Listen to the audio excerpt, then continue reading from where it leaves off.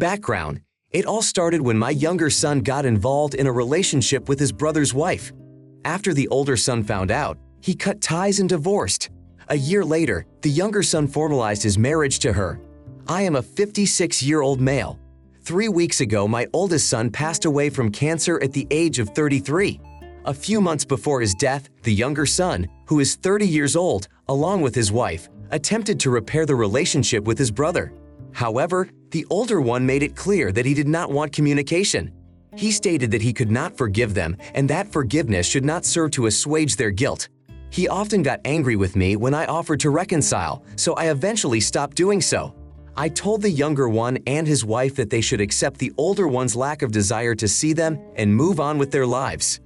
After the older son passed away, I did not inform the younger son and his wife of the death. The older one always emphasized that they had no right to mourn him, either in life or after death. When the younger one learned of his brother's death from the obituary, he, outraged that I had not notified him, called me. He reproached me for depriving him of the opportunity to rectify the situation. I replied that attendance at the funeral on his part would be disrespectful to the will of a brother who did not desire his presence. In the end, Junior and his wife refused to attend the funeral, after which Junior blocked my number. My wife believes we should have informed Junior of Senior's death to give him a chance to say goodbye. I, on the other hand, am sure that would have been a violation of the older man's last will. My wife supports me, but is upset that the younger one is angry with us. She suggests leaving the past in the past for the sake of healing. I believe the younger one should accept responsibility for his actions and not pass the blame on to others. My wife often cries because my son blocked us and now blames me for what happened. It hurts, but I don't see my actions as a mistake. You are not being an idiot. When someone plans ahead of time for their demise and clearly outlines their final wishes, it is appropriate to show respect for those wills. Your older son made it clear that he didn't want certain people around, and that should be respected. I agree with you. Your younger son needs to accept responsibility for his misbehavior toward his brother. His rights to do anything about his brother are limited. Junior's mistakes may seem stupid or a display of selfishness. He betrayed his brother in one of the worst possible ways. Now, after his brother's departure, he feels guilt. No one is thinking about him. It's all about himself, me. How on earth he now has to face the consequences of his actions? Your younger son seemed to expect a different outcome after his act with his older brother's wife. But instead of accepting responsibility, he chose to block his parents as if he had just realized that later might not come and decided to cut off more ties. Your younger son is not the victim in this situation. He lost his brother the moment he decided to enter into a relationship with his wife. How can he blame you for missing an opportunity to make things right after such a betrayal when there was no turning back? I am truly sorry for your wife. She fears losing her remaining son, but the blame falls on the wrong person to hold accountable for his actions. You may have to let her work out her relationship with her son without your involvement. Next story. At the moment, I am 23 years old.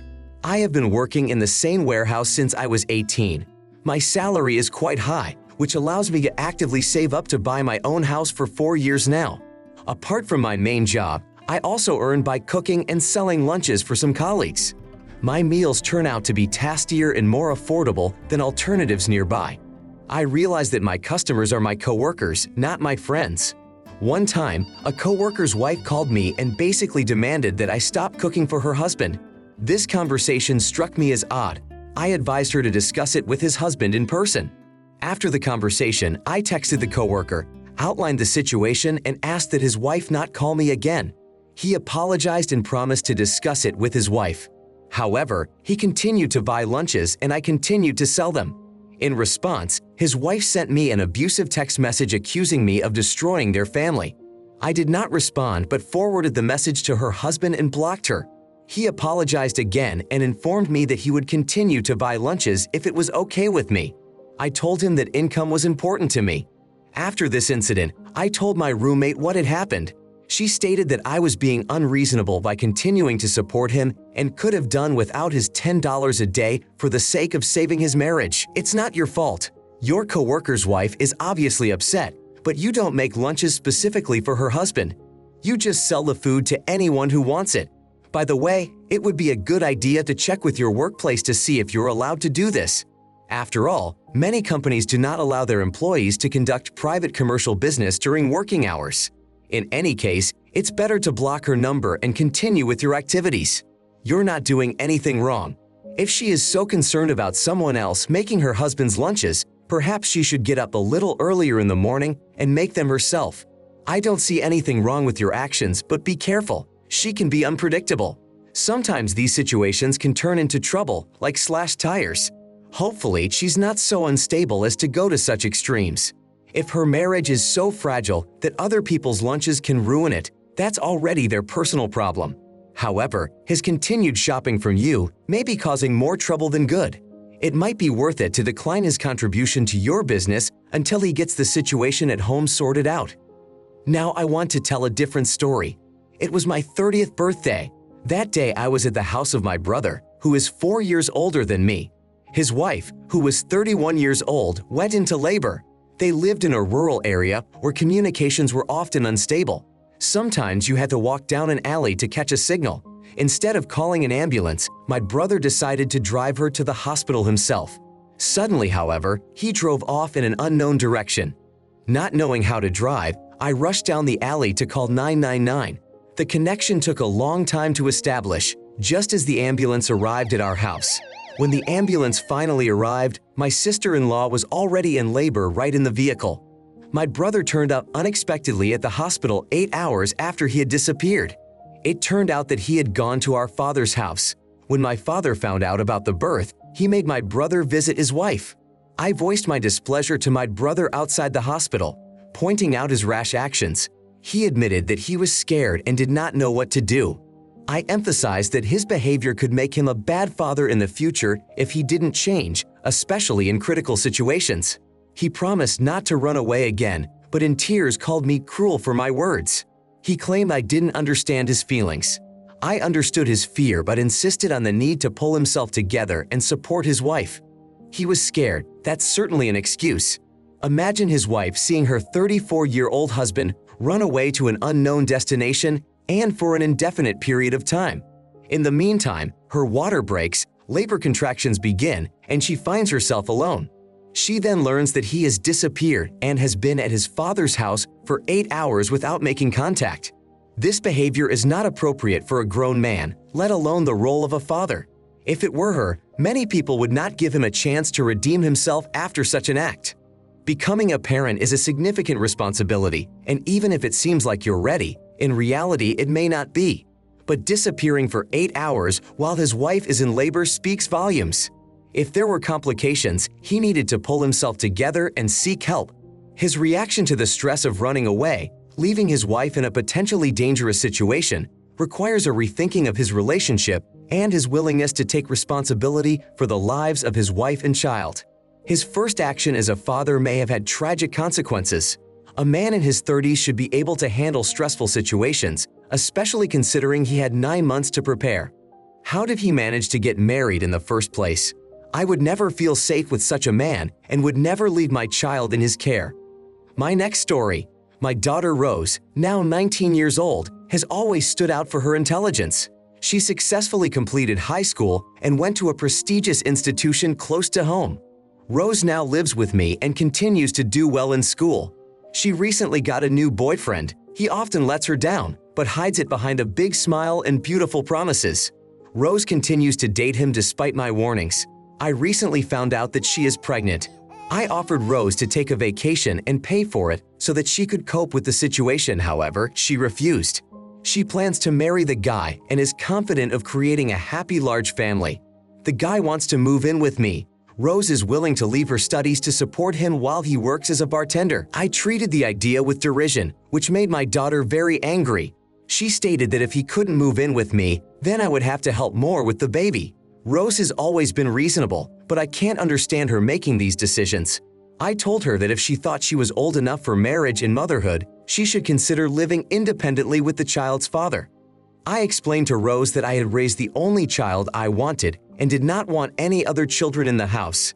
I said that I would help with childcare occasionally, but that I would not take full responsibility. If she decided to give the child up for adoption, I would help her with the arrangements.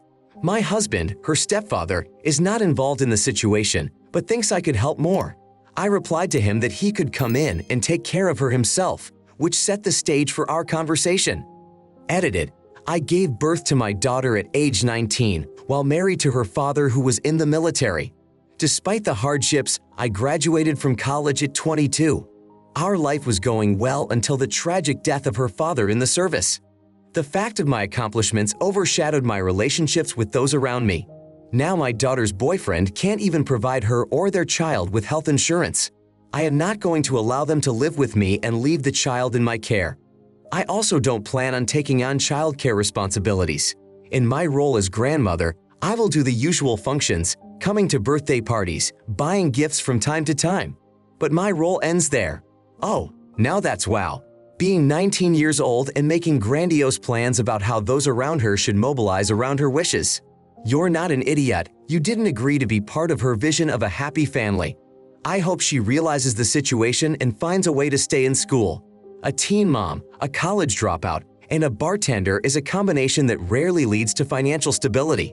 An acquaintance of mine faced a similar situation with her daughter 16 years ago. She was allowed to stay home, but warned that this was a one-time thing. They set strict conditions. Now, 16 years later, the same daughter and her 5 children still live with them. They have tried several times to live on their own, but each time they return. It breaks their hearts to see the children neglected and poorly fed. The children are constantly asking to go back. It has turned into a horrible situation. A similar story happened to another friend of mine. Her daughter, after giving up an inch, took a mile by manipulating her parents. After 3 marriages and 3 children, she ends up living alone. But all her expenses are still paid by her parents. They have become real losers, spending all their free time and retirement savings on caring for their grandchildren. You might find yourself in the same situation if you give in to their manipulations. He wants to move into your house. My suspicious mind wonders if the pregnancy was planned to improve his standard of living. He probably thinks he has found the easy way out. Your daughter seems a little naive. Be careful. I hope he disappears when he realizes he's not getting everything for free. A story that really surprised me. At my age of 29, I was organizing a wedding with a groom who was 3 years older than me. My mother-in-law, who was 59 years old, was also invited to the celebration. To my surprise, she took the role of choosing the wedding dress for me, even though I had already picked out the perfect outfit. Her insistence made me perplexed, but she didn't stop there. She also persuaded her son to buy a gorgeous and expensive cake, which actually turned out to be only 20% of a real cake. However, my future husband refused, as all the preparations had already been finalized, including the music and dress selection. The wedding day worked out beautifully. The ceremony, food, and service were flawless. One of the artists even captured my husband and I in the moment of kissing. Although I noticed that my mother-in-law chose a simple white dress for the ceremony, I didn't pay much attention to it, although it made me a little sad later on. During the shoot, my mother-in-law interfered with the shot, and I politely asked her to move back a bit so we could take a picture of just the 2 of us. However, she did not respond to my request and stayed close by. My husband chose not to interfere. After the wedding, I decided to edit one of the photos so that it was just my husband and I. After posting it on Instagram, I received a message from my mother-in-law who expressed her displeasure, saying that family should come first. I tried to explain my position, wanting a private photo with my husband, but this led to conflict. My husband accused me of creating drama, deeming my behavior inappropriate. You found yourself in a situation where you couldn't get any pictures from your wedding, where it was just you and your husband, without your mother-in-law present. Your husband thinks you're misbehaving when you get upset, and you are surprised that he doesn't understand your feelings. You reflect on your decision to marry this man, especially since he has always been a whipping boy for your mother. His mother-in-law interfered at times when it was completely unnecessary. I'm surprised the professional photographer didn't politely but firmly ask her to leave the frame. As a result, the photos didn't turn out the way you wanted them to. You did what you thought was right, and that's a good thing. If the mother-in-law decides to play the respect card, you have reason to point out her choice to wear white to the wedding is unusual and inappropriate. This action seems like an attempt to be the center of attention and an intrusion into a space where her presence was inappropriate. The issue of dramatization depends on how the participants in the situation present themselves. Setting personal boundaries should not be perceived as drama, especially if the other party is trying to challenge those boundaries. Respect should be mutual. I wish you the best of luck in the future. Thank you so much for watching my video and your time. Please subscribe to my channel and click on the bell button. Also, I am very interested to know your personal opinion about this story. You can write it in the comments. I will definitely read it and reply to you personally.